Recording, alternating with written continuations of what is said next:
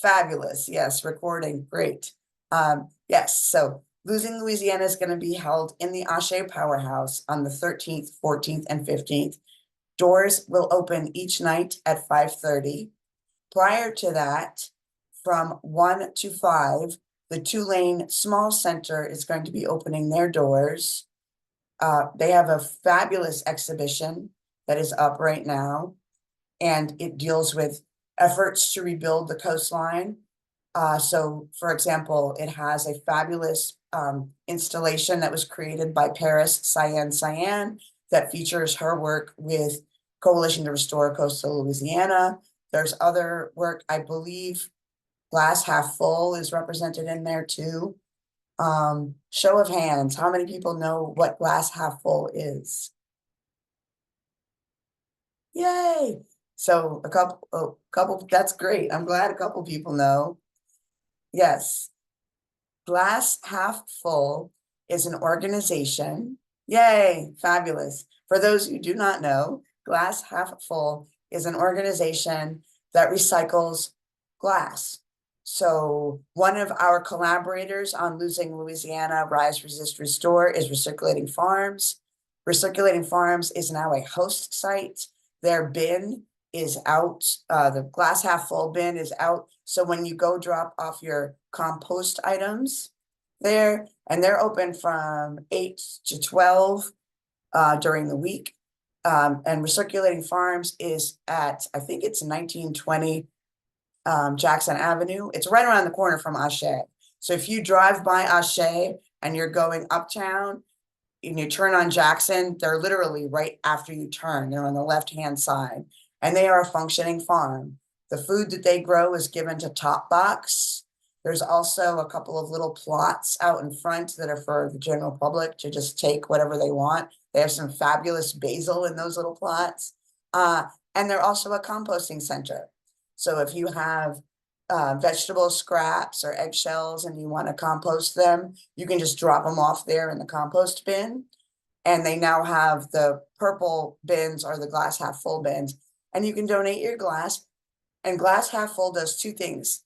One is grind up the glass into little bits and use it to rebuild the coastline. And the other is grind it up into little bits and use it to make jewelry. So they actually have two different arms of their organization. One is the nonprofit, and the other is the money-making arm in order to be sustainable. I think the money-making arm is the one that actually makes the jewelry out of the glass. And so we know about them. Last year for Losing Louisiana, we actually had art installations that we made they were mandalas, and we used little bits of broken glass that I collected from the side of the road that were collected from presumably carjackings. Unfortunately, when you drive around New Orleans, you will often see bits of blue glass by the side of the road, and that is usually from either a carjacking or a break-in. And so what I do in life as an artist is collect those. I have a project that I want to emerge eventually. It's called Inkeezy for New Orleans. And so last year we did it. We partnered with Yaya. Yaya is a fabulous organization that works with young people, teaches them how to be artist entrepreneurs. So they give them entrepreneurial skills.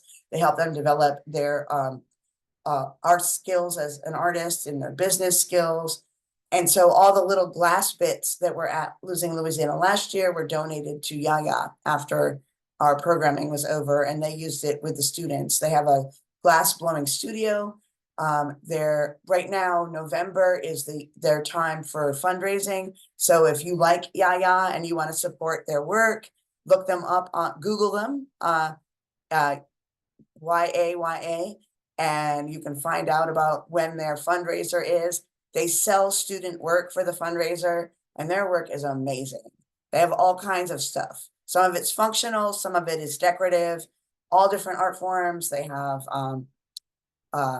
pottery, visual art, glass art that they actually learn. They learn how to blow glass and make cool stuff with it. Yes. And so I didn't mention this earlier. I'm actually an artist in 5 disciplines in the theater and film world. I'm an equity member candidate, which means I'm one step away from being part of the Actors Union Equity. I'm SAG eligible, which means I'm on the way to becoming SAG and AFTRA. Like, I have an agent. My wonderful agent's name is Bunny Watts Burroughs. It's Watts Agency is I'm represented. I've done some film and some TV and some commercials and stuff, but my preference always is to do community work. Always. People to me are more important than possessions. Principle to me is more important than power. And so one of the reasons why I'm not further along in my commercial career as an artist is because of those things. And I am a practicing Christian. I'm a member of St. Anna's Episcopal Church. Some of the things we're going to be doing at Louisiana are connected to that, and I'll be speaking about them later. So I'm a theater and stage artist. I'm a playwright. I have a play called Postcards from Over the Edge that I'm represented by the NPN, the National Performance Network. The play has been a dream since 2011, and it's been actively produced since 2016. The goal is to overthrow the crime against nature law. And I will be happy to speak with people outside of here about that, because it is an incredibly unjust law that targets survival sex workers. Those are people who are turning tricks to keep the lights on, or turning tricks to eat, or turning tricks so they can have a place to live. Yes, Pastor Manning? Yeah. So let me so the conference, is it right to call it a conference or symposium? It's like an event. Losing Louisiana. Tell us where the impetus for this came. Why the necessity to have this event as you all see it at Ashé? Well, it started over a decade ago. We used to be a collaborator with Wetlands Art Tour. And I don't even remember where I met John Calhoun, probably out in the world, because I'm a scouter too. If I'm out in the world and I see you're doing really cool art, I'm going to find out like where you do your really cool art and then maybe collaborate with you. So we were a venue for the Wetlands Art Tour for over a decade. And then COVID happened and Ashé went through a very dramatic shift. It was a good shift. Our living founder, Karel Bebel, stepped down, and Asali Devon Ecclesiastes stepped in. And so she is our CEO, which stands for Chief Equity Officer. And Asali is also very passionate about environmental justice. And she said, we need to do this. So originally we were calling it Climate Reality Week. But because so much of Louisiana is disappearing, like for folks who see, when you, there should be, our invite should have been shared on the invite link. Besides like all the beautiful announcements about our collaborators, there is an image. Leland Johnson is our graphic designer. He's wonderful. And he made this design using the state of Louisiana, the image. And it's one image superimposed upon another. So there's the image of the map of Louisiana, the boot that everybody's familiar with. And there's the image of what Louisiana actually looks like now. Because Louisiana hasn't looked like the boot since like 1932. A lot of it has disappeared. Literally, like has the Atlantic Ocean has come and taken it away. And so we were, instead of calling it Climate Reality, and that's also why it's in November, because Climate Reality Week is usually in November. It's when COP usually happens. Not last year, but 2 years ago, Losing Louisiana actually included COP 27. That year we were a hybrid because everybody was just coming out of COVID. So we were hybrid. That year we had people that were being zoomed in from COP 27, including people who represent Rise St. James. So Rise St. James was at COP 27. Deep South Center for Environmental Justice was at COP 27. Asali was at COP 27 with Frederick Hollywood Delahousse, and they zoomed in. And then we had live in the room, we had New Orleans for Lincoln Beach, and Healthy Gulf. Sage Michael was present. And so they were in the room, as well as Gordon Plaza, because at that time, Gordon Plaza had yet to be officially concluded. And so Asali decided instead of calling it Climate Week or Climate Action Week, we should call it Losing Louisiana, because Louisiana is literally being absorbed by the Atlantic Ocean. And so go ahead. I know I was going to say that is that imagery that you pointed out, that we have not looked like the boot since, what was that year, 1939, I think you said? 32. In 1932. That really paints a picture, I hope, for everybody who is listening. And that, that side by side imagery needs to really be presented to people. And I'm sure you are doing that, and we'll continue to do that more. Just so you know, I was at a meeting the other day with Asali, and I mentioned it was just a small group meeting, about maybe 15 to 20 people, and I had mentioned about young voters, and how one of the social stressors of young voters is, what is climate change doing to the state of Louisiana, and will Louisiana itself, especially even New Orleans, will it be livable in another 10 to 20 years? And someone sitting in the meeting kind of joked about what I had said about, whether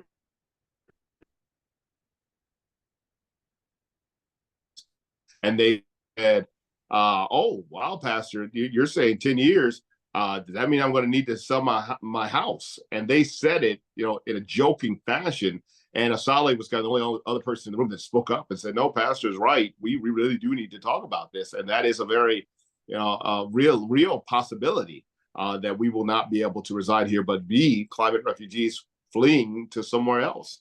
Well, those sorts of things we talked about at this event. Yes, we'll definitely be talking about those things. So we've structured it this year to kind of eventually come right into our region, beginning with day 1 is international national. Day 2 is Louisiana. And day one is what date? Day 1 is Wednesday, November 13th. Beginning at what? Our doors open at 5:30. Okay. We invite you to come in at 5:30 because we're going to be having some food first. Wednesday is actually a full sit-down dinner. One of our partners is CPHE, and there will be people in town visiting who are part of CPHE and who are coming from Cuba, from Puerto Rico, from the Navajo Nation, and it's 30 different locations. So Wednesday is a full sit-down dinner. The focus is international national. Day 2 is November 14th. It's Louisiana focused. Doors also open at 5:30. Day 3 is New Orleans specifically, and doors open again at 5:30. Day 4 is our Building Community Power Day. Building Community Power is something we've been doing for months. Each month has a different focus. We've done housing. So we partnered with Housing NOLA, and we feel so incredibly grateful that this is an example of I love working at Ashé, and this is why. So we partnered with Housing NOLA when they were beginning to emerge their initiative that was on the ballot to support them, right? And so the initiative was on the ballot, it passed. So it is we feel very grateful and gratified that we were a small part of helping them with that. We've done medical justice, education. So this month is environmental justice. So Saturday is a 2-parter. Those doors on Saturday open at 10 o'clock, and the first 2 hours will be facilitated by Colette Pichon Battle of Taproot Earth. And it's gonna be the Katrina 20 meeting to plan all the stuff that's gonna go on for Katrina 20 next year. Then we'll take a little break, and then from noon to 2, Solomon Matthews, who's our chief programming officer, will facilitate the second half, and it'll be environmental justice related. So, and that one will not be in the powerhouse. That one is going to be actually in our main building. And our main building is 1712 Aretha Castle Haley Boulevard, which is just a block behind the powerhouse. and that's really exciting to hear that there's going to be a planning portion of it for recognition of Katrina 20. So has there been sessions prior to this to do planning, or is this kind of the first big opportunity to be a part of that planning? There's been several months worth of planning, but it's been very, I don't want to say cloistered because that's not correct. People who have been in the room for the last few months have been partners. So Ashé has been the host site. This is the first public facing one where the Okay. general public is being invited to be part of this. And the goal is to bring in more voices. Sorry, I got to look in the chat because now I see there's 12 messages in the chat and I have no idea what people are saying. And I can't see. Oh, okay. Carol Bebel has a conflict this evening and sends regrets. Yes, so Carol Bebel, the reason the Wetlands Art Tour was at Ashé for as long as it was because of Carol Bebel. Because Carol Bebel believed, oh, somebody says, remind us what COP stands for. Somebody help me. I don't remember what the acronym is. It's an NG, it's part of the NGO international, who knows? I put it in the chat. It stands for, it's part of the United Nations movement on climate change, and it stands for Conference of the Parties, and it will be held in Azerbaijan this year or 2025. Thank you. There we go. So that's what it means. All right. Sorry, Jody, missed you. The drought monitor, that's a great thing. I'm glad somebody shared that. Current temperature anomaly map, that's a great thing to share. Oh, yeah, somebody dropped that in the, yep, there we go. Cool. Great. Oop, I'm missing one here. Got to go back up to the top of the chat because I don't want to overlook. Yeah, already on. Yes, glass half full does have drop-offs all over the city. I'm just giving a shout out specifically to Recirculating Farms because so what Recirculating Farms, one of the things that they're doing for Losing Louisiana Rise, Resist, Restore is making us a fabulous hibiscus drink that we're going to have available until it runs out. They've made us 20 gallons of it. I'm going to pick it up tomorrow, which I'm very excited about. And we'll have it. So the dinners that we'll have every night will offer water and this yummy hibiscus drink. We're also going to have a cash bar. So if you want to put a shot in your hibiscus drink, you can do that. Or if you want a soft drink or you want beer, you can have those things to go with your meal. But yes, glass half full. Please, if you don't know who they are, Google them. They do have drop-offs all over the place. They have drop-offs out in the East. They have drop-offs at some of the public libraries. And the schedule is up on their website. You can even pay for them to come to your home and pick up your glass if you would rather do it that way. Yeah, glass half full is fabulous. And they are like Coalition to Restore Coastal Louisiana, who works with the oyster shells and does the oyster shell collection. They are part of helping to refurbish the coastline. Yeah, so I could talk so much about so many different things. Oh, well, I'm wondering, I'm sorry not to cut you off, Carol, but I'm wondering so that people are clear on what are some outcomes that we're hoping to have after this event. Is it coalition building? Is it a just individual understanding and education? What is the core objective and a desired outcome? Yes and yes. I did an informal poll of my coworkers a month or two ago and said, what is carbon capture? And there was no wrong answer. And I got answers that ran the whole spectrum of people who had no idea what it was at all to people that were very clear about what it was and could tell me all kinds of details. So we are hoping to do several things. We're hoping to help people comprehend what this thing is, because renewable energy is the only solution. Everything else is greenwashing. And as I mentioned earlier, I do a lot of deep dives. So one of the articles I found, there are 12 petroleum companies that are based in Washington, D.C. that hired the Locust Group. The Locust Group is an organization that is a high-end PR firm. And so that's why now carbon capture is starting to be out everywhere, because the PR firm is spinning the narrative that carbon capture is good. We will be lifting up the platform of Taproot Earth. The very first thing on Taproot Earth's platform is shifting to renewable energy only. So we need to help people understand the narrative. We need people to help people understand the language. And by language, I don't just mean carbon capture. I mean the historic narrative that talks about rugged individualism. Rugged individualism is a fallacy. What it does is allow people to perpetuate selfishness. I want to be very clear that rugged individualism does not mean taking action, does not mean being accountable, does not mean being active. A person should do all of those things. We do not live in a vacuum, ever.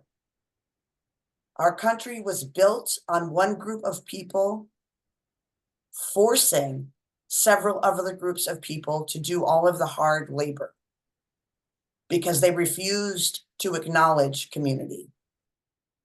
And that went on for hundreds of years. And what we're dealing with now is a direct result of that oppression and subjugation. One of my coworkers uses the terms extraction and extermination. That's what we're dealing with. Extraction and extermination. And it's being driven by a selfish desire and by people that know how to spin words, because nobody wants to be called selfish, or some people don't. And so they'll come up with terms like snowflake and other things. By the way, I'm happy to be a snowflake. I'm a transplant in New Orleans. I'm from Connecticut originally.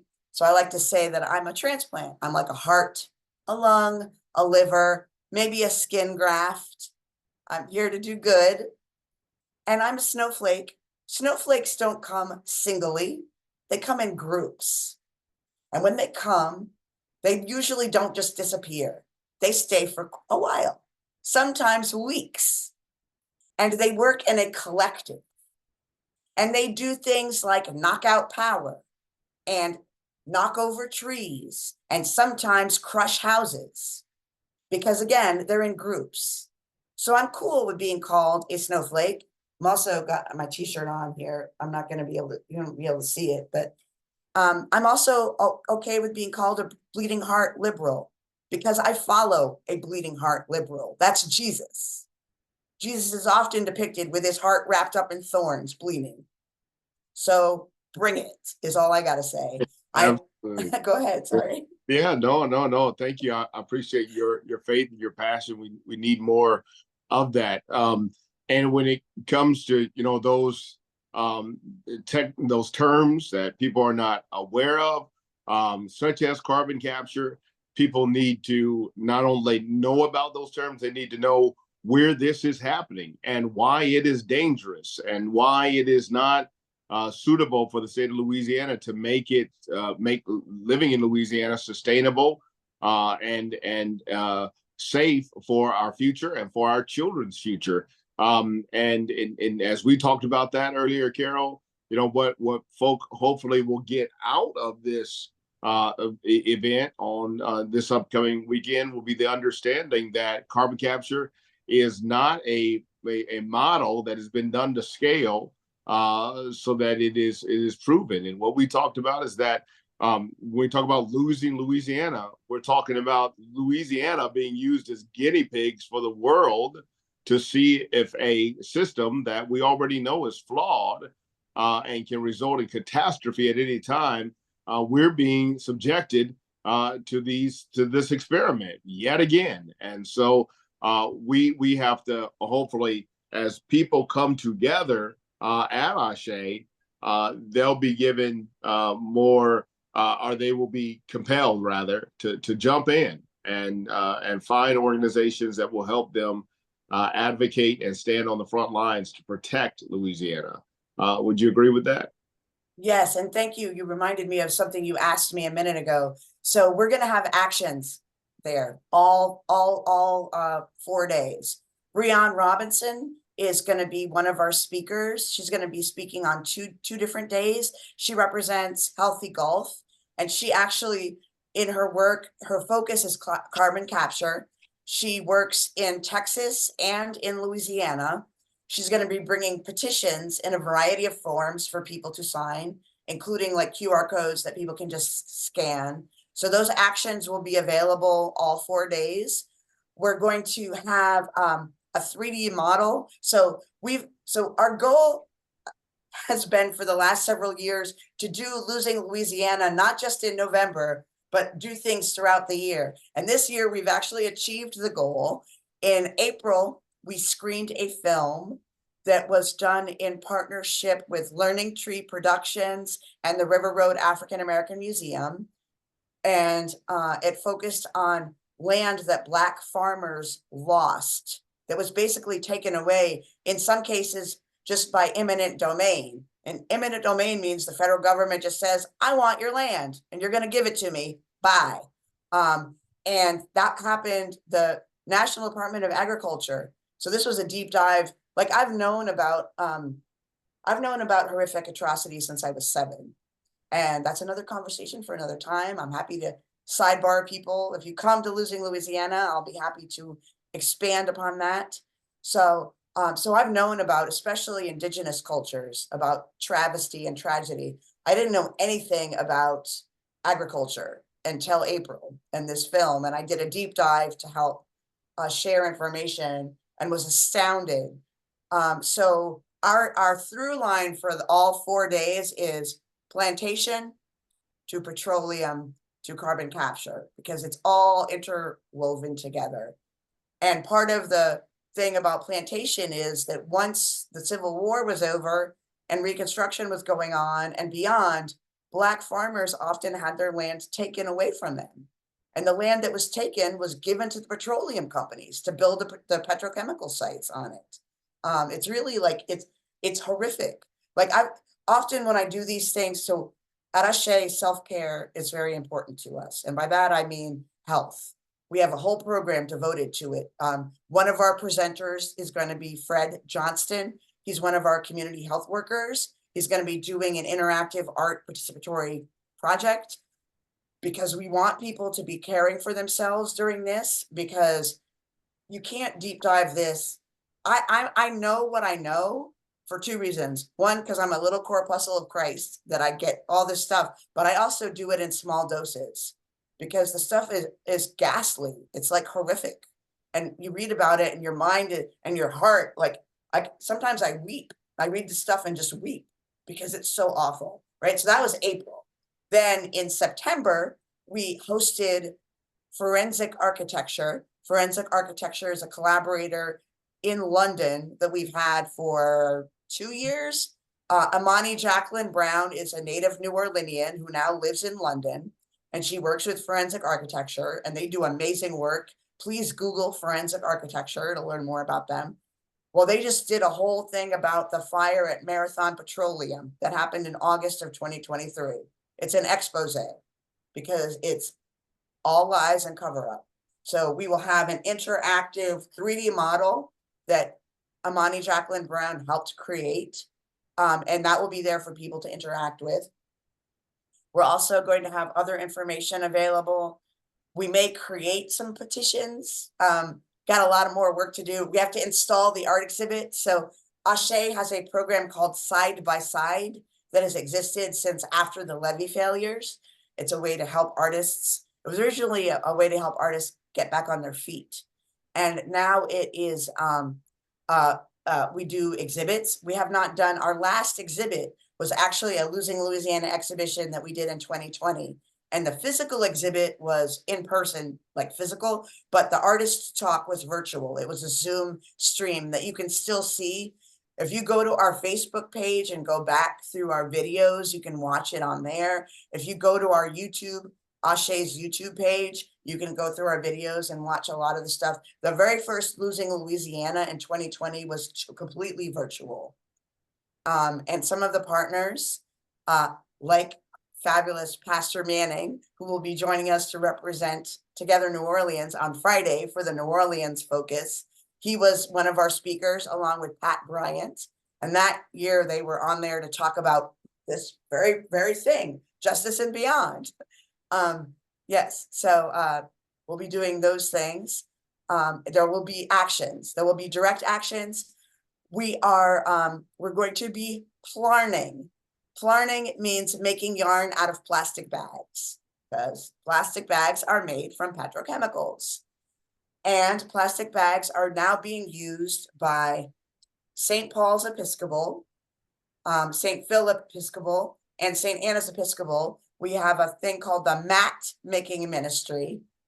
We have crocheters that crochet the plarn into mats that are then given to unhoused people.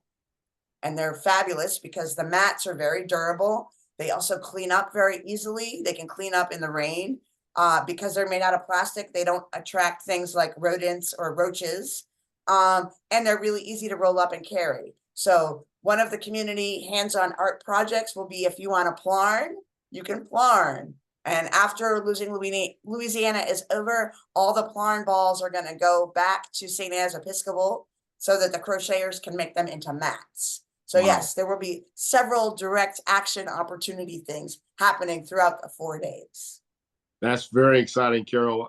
And I just want to, some people would wonder, well, why is Ashé connecting to this environmental justice and the impact of climate change and this whole theme of losing Louisiana? And really, I want to touch on what you had said moments ago, and how this is really so much of the time impacting indigenous people and people whose ancestors were enslaved on those lands. And now these petrochemical industries have come up and sprung up throughout all of these communities, approximately over, I think, 240 or so petrochemical industries between Baton Rouge and New Orleans. And even outside of that now is the industrial corridor. It is threatening and has been threatening for decades the people that live in this area.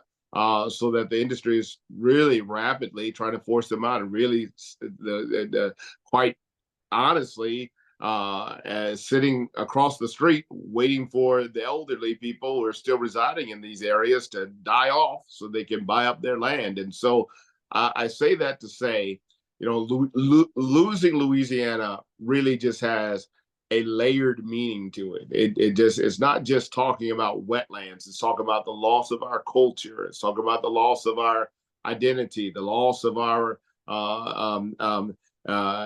just understanding of how we live off the land and farmland, and the loss of so many things that have to do with the impact of climate change. And really, and I'll turn it over to you in just a second again, but really, I just want people always to understand that the reason why Ashé does this, and why we must have this conversation, is that nothing else matters.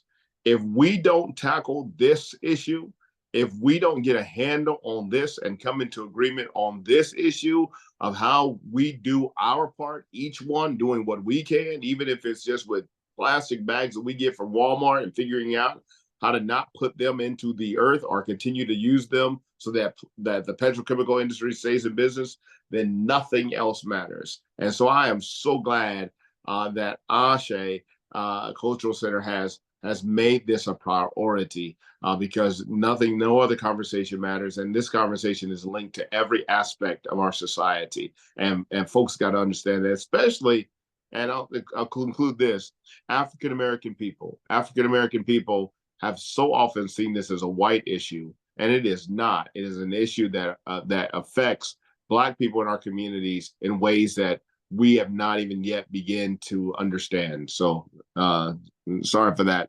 monologue there, but I just No, that's beautiful. Thank you. Yes, please monologue. Yeah, so God, there's so much in there. I think the reason why, well, this is just a theory. It might be that the reason African Americans were less aware is because of how the narrative is spun Mm. about things. Because so we're part of Taproot Earth, and Taproot Earth has this initiative called Gulf South to Appalachia, which anyone can join. So anybody who is part of this, if you want to become part of Gulf South to Appalachia, you can do that. Just Google Taproot Earth. They have a monthly call. It's always the first Wednesday at 2:30 Central Time. And the focus is Black sovereignty, Black power, and Indigenous sovereignty, and helping the earth. So if a person believes in Black power and having Black people lead, and they believe in Indigenous sovereignty, and they want to help the earth, then they can be part of it. So Gulf South to Appalachia goes from Puerto Rico all the way up to New York. It's, I think, 17th state region altogether. Ashé is part of that.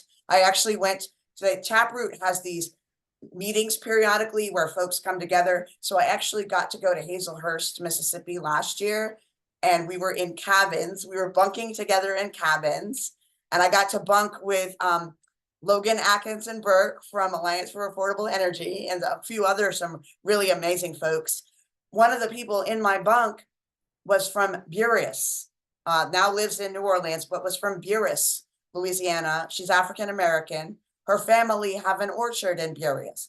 I can't say it. Buras, which is near Port Sulphur. So they have this family orchard that they have owned for generations. African American family. They used to pick the oranges and the satsumas and bring them into New Orleans and sell them. They haven't been able to do that. So that was a year ago. So that makes maybe 5 years now that they haven't been able to, because salt water has already intruded into their orchard. It's already happened. And so something, yeah, it is sad. Something that I've started saying. So Ashé's mission is to use art and culture for human, community, and economic development. That's our mission, period. We lift up Africa and the African diaspora because white culture is everywhere. All you got to do is turn on a TV. All you got to do is turn on the radio. All you got to do is drive by billboards. It's everywhere. It saturates and seeps into our society. And by white culture, I don't mean just sharing European people of European descent stuff. I'm talking about white supremacist culture. And so that narrative has to be undone. It must. And in order to do that, we have to do collective grieving. We have to actively speak about the atrocities that have gone on since before this country even became a country. And we need to lift up intersectionality. So I believe that our hard work has yet to start because of the election results. And I always say this, James Baldwin says it the most eloquently. He says, I believe that people hold on to their hatred so passionately or so hard because they sense that once they let go of the hatred, they're going to have to face the grief that is underneath it. And that's where we are. Yes, absolutely. That's a good point. Place to segue into any questions that we might have. Thank you, Karel, and I'm so glad you touched on the election that is so heavy on our hearts. I was just speaking with some people who were getting some counsel from me about how heavy everybody is right now about the election, and I said, and as you mentioned, white supremacy, and I mentioned earlier systemic racism. If we were not clear, if anybody around us in this city, in this nation, was not clear on what racism is and the impact that it has had and how it runs like an infectious cancer throughout our nation, if we were not absolutely clear about that, and if we were wavering and sitting on the fence saying, well, maybe it's not as bad as it is, and or maybe it is. If we were wavering in any way, then what this election did is give us clarity, give us absolute clarity, so that we can not make excuses anymore. Racism is real. It is not gotten much better, and there are people that thrive on it and count on it and want to make sure that it always is interwoven within every aspect of our society. And so now, how do we react to that? And once we get clear, how do we begin to move forward? So I think time out for you're waiting on people to do stuff for us and believing that it's gotten better. It has not gotten better. And maybe in some respects, yeah, but racism is real, and we need to be very clear on that. And for everybody who was not clear, be clear now. I just wanted to say that. Then I want to turn it over to any questions that anybody might have, so that we can show up. We do these presentations so that we can figure out how we show up, where we need to show up, and how we can support. And so, again, just for clarity, the event starts on Wednesday, Karel? Yes, it starts Wednesday. So on Wednesday, several things are happening. Mama Jamila Peters Muhammad, who is one of my collaborators, she's been with Ashé since before there was an Ashé. She's actually going to be bringing the CPHE visiting folks in and getting them settled. And the exhibit at the 2-lane small center is literally right next door to Ashé. I think it's 1725. We're 1731. So if you just come to 1731 Barone, if you want to look at the exhibit, if you come at 1 o'clock, there'll be somebody there from 1 to 5. And then our doors will open at 5:30 on Wednesday, the November 13th. All right. Very good. No charge, correct? No, everything's free. Except if you want a shot in your hibiscus drink, or you want some beer, wine, or a shot just by itself, or you want to drink some soda, those things will have a charge. We're also going to, one of the exhibits in there is being coordinated by Kennedy Sarazan. Kennedy Sarazan is our boutique manager and docent. She's also got an art degree. She's currently at SUNO pursuing a master's in museum studies, and she has created a fabulous exhibition that focuses on masking. And by masking, we're talking about the greenwashing, which is the current term that we use, the greenwashing that has been always part of plantation to petroleum to carbon capture. So she's created this beautiful installation of clothing and repurposed materials, as well as African masks. And she's going to have some boutique items for sale. So if people would like to buy one of the items that's part of the installation, or if they want to buy some of the other things that she has, those things will all be for sale. But everything else is free. Oh, and if somebody wants to buy art. So Asia Vinay Palmer is the curator for the side-by-side Losing Louisiana Rise, Resist, Restore installation. Some of the artwork is for sale. So if people want to buy that, they can do that. We only ask that if somebody does purchase something from the installation, please let it stay in. The installation will be up until January 7th. And then you can come back and take home your beautiful piece. Or if you live away from here, we'll ship it to you. But we just ask that it stay, so there's really several different installations or exhibits that are part of this all together. Yeah. All right. Very good. Let me see if anybody has any questions for Karel. And I don't think Valerie is here. So Brooke, do you see any questions? Sorry, no, I don't. Okay. I don't, there's a lot of good information in the chat for links to pieces of scientific research, which is great. So I think having the science behind what is being said would be helpful. So I also want to say, Thor, come and join Taproot Earth, and you won't be lonely anymore. There's scientists and lawyers that are all part of the Gulf South to Appalachia. Join us. I appreciate your offer. I live in Washington State. It's okay. I just got to caution you. My peers would scare the hell out of most people. They have an unbroken track record. They predicted this election. They predicted the war in Ukraine, and they're predicting some pretty tough times in New Orleans. Oh, I'm Yes. sure. We're about to be, like what Pastor Manning said, we're going to be the guinea pig. Louisiana in general is going to be the guinea pig. There is a carbon capture initiative planned for Salvador Wildlife Management Area. It's already done.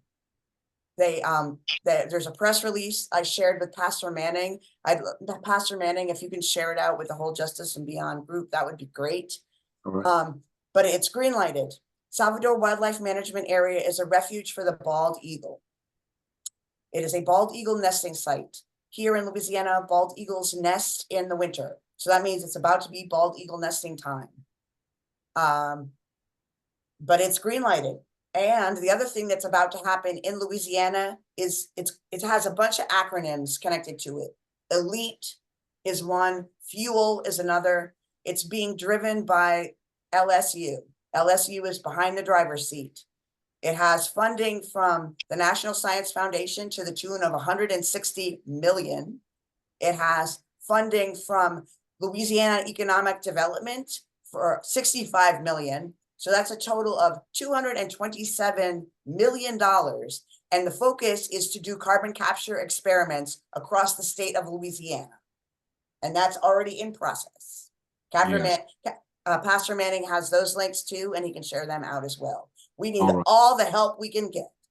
Absolutely. We are, and we've got to make it clear because the powers that be that are making insane amounts of money off our addiction to plastic and the petrochemical and oil and gas industry in general are banking on us not taking this seriously, believing that people like Tor and like yourself and many others who continually sound the alarm that we're just people who are talking about the sky is falling and we're just doomsday sayers and we're just stoking fears, and that is not at all true. And so I really hope that we will continue to make the reality very clear in events such as these. So we're going to leave it there. I just want to leave one more thing, because most people on here are some sort of religious denomination.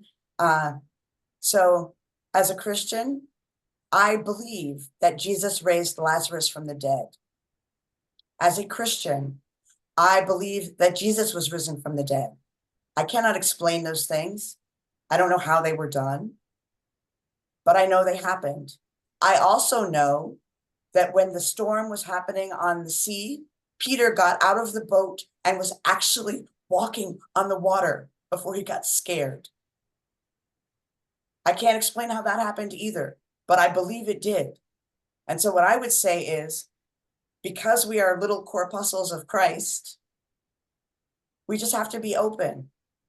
It might be horrifically dangerous. The 50s and 60s have a lot of stuff to show us about how horrible it can be. Viola Louisa is one example. Medgar Evers is another. There's many examples. However, love wins always. Absolutely. God does not break promises, ever. Yeah.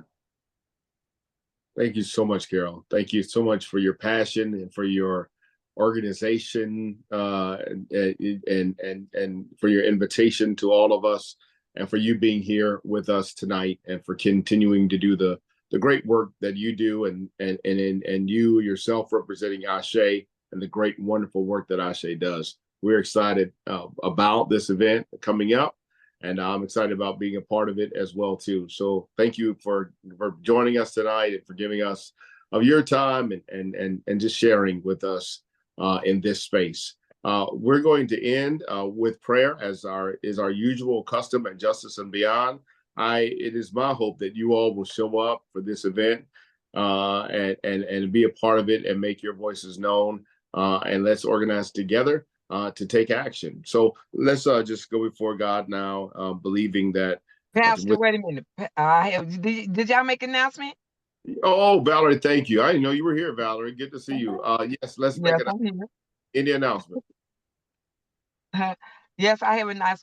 First of all, I want to thank the our guest speakers. You was good. You was really good. It was you was speaking like you was really on a real talk show. So thank you. Thank you for the information. It's the years of acting experience, but thank you. I appreciate that. Yes, yes, it showed tonight. Okay, I want to announce that New Orleans East Hospital will be celebrating their 10 years in existence. They are having a night out at New Orleans East Hospital Thursday, that's November the 14th from 5 to 8. They are asking everybody to come out and learn about the hospital, and the doctors that's there, the nurses, the administration gonna be there to explain everything that's everything that they have to offer. So All this right. will be Thursday, November the 14th from 5 to 8. Not out at New Orleans Hospital. Is Thank you, there a guys. flyer, Valerie, somewhere? Yes, I'll send it to you. All I have it right. in my hand. Very I sent good. All right. Very good. All right. Any other announcements? All right. Hearing none, let's go ahead and close. Oh God, God, you are a God that puts light in us. You put drive in us. You put passion in us, faith in us, that does not give up, that does not give up hope. God, we believe that our hope and our despair can turn to joy. And God, we won't stay in that place of despair because we must do the work while we're still on this earth, God. We've been given to be caretakers of this earth for a very short time. And after us will come somebody else. But we're here now. And so, God, what a great responsibility, a great calling you have given us. What a great privilege you've given us. God, help us to take hold and take on that mantle with pride and with joy and to take every instant that we can to make this world a better place, to do the thing that so many of us were taught as children, to leave it better than the way we found it. So God, I pray that we would just jump in to this event going on at Ashé. We thank you for their work. We thank you for Karel and all of their staff for putting this together. And we just pray that we would come together and come to greater understanding about the need and to make commitments to create a better future. We ask all of this in the name of Almighty God, and I ask it in the name of my Savior Jesus. Amen. All right. Amen. Thank you so much. Good seeing you all tonight. Thank you, Karel. Thank you, everybody else. Y'all have a good night. Good Bye-bye. night. Good Everybody be night. safe. Thank you. Amen. Good night. Thank you.